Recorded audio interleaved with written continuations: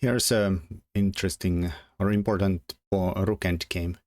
Here white has one move to win, and that's a very important concept in the rook endgames. Is the cutting enemy king. You have a passed pawn on the c file. You don't want the black king to get under the pawn, so you cut it as far as possible away from the pawn. Here black has some options. For instance, he could try to block here or do some frontal checks, and white should definitely avoid here playing c4 too fast.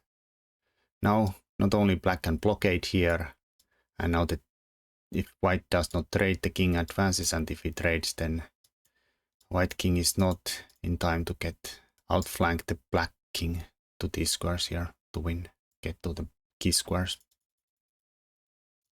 But also black could have cut white king off the pawn here and drawn that way, and thus now just chill around, waiting the pawn to go too far, and then we go under it.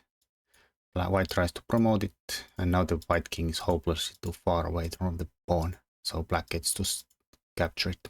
So here white should, instead of pushing the pawn too far, white should just advance the king, keep it in front of the pawn. Here frontal checks fail, white can just zigzag the king towards the rook. If ever black attacks our pawn, our rook is situated perfectly on this fourth file, so it can defend the pawn advance and any kind of checks.